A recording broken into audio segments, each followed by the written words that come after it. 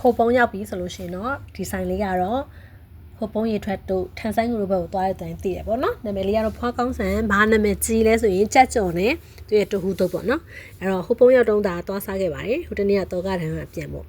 ကြက်ကြော်ကပွဲလိုက်မှလိုက်ပြင်မဲ့ကိုစားတဲ့အတုံးရေတွက်လိုက်ပဲသူရှင်းပေးလို့ရတယ်သူ့ဆိုင်မှာနာမည်ကြီးပြီးနောက်ထပ်ကောင်းတာကတဟူတုတ်ပြီးတော့ထမင်းဆိုလို့ရှိရင်လည်းထမင်းဖြူရတယ်ထမင်းစီစမ်းမှလို့ရတယ်ပေါ့နော်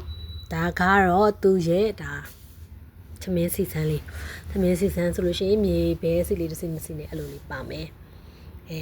နောက်တော့သူ့ရဲ့ဒါတဟူတုတ်ပါတဟူတုတ်ကတော့သူ့ဆိုင်ရရင်မဖြစ်မနေစားသင့်ပါတယ်အရေးလေးနဲ့တဟူသားလေးကကွာမြန်မာပြည်ဘက်ကတဟူသားမျိုးမဟုတ်ဘူးเนาะတဟူမှာပဲအိုနဲ့ထိုင်းမှာကြိုထားတဲ့တဟူမို့လို့အတူတူလေးစားကောင်းတယ်ဒါကတော့ပြစ်ချင်ကိုဟိရချက်ထားတာလေးပါဒါတွဲစားဖို့အတွက်အကက်ဟင်းချပေးရပါတော့ဒါကျွတ်ရဲနေအောင်ကြော်ထားတဲ့ကြက်ကြော်လေးပါအဲ့တော့တဟူတုတ်လေးရယ်ကြက်ကြော်ရည်နဲ့နေရတော့အပီအပြင်စားခဲ့ပါတယ်ထမင်းစီစံမကြိုက်တော့ရိုးရိုးထမင်းဖြူမှစားလို့ရပါတယ်ရှင်ဖွားကောင်းဆန်ဆိုင်ရောစားဘူးကြလားသူ့ဆိုင်မှာဘယ်ဟာတွေကိုကြိုက်လဲဆိုတာလေးပြပြပေးပါအောင်နော်သူ့မှာတခြားရခိုင်လူမျိုးစားဆိုင်လဲရာရတော့တွေ့ရဒါပေမဲ့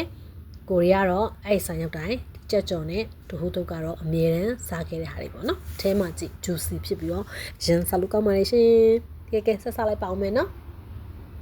ဝါကကြောက်ကြောင်မခိုင်ပါရှင်ခရီးတွေတော်ဖြစ်တဲ့အခါကောင်းတို့ရာစားတောက်လေးတင်ဆက်ပေးပါအောင်မယ်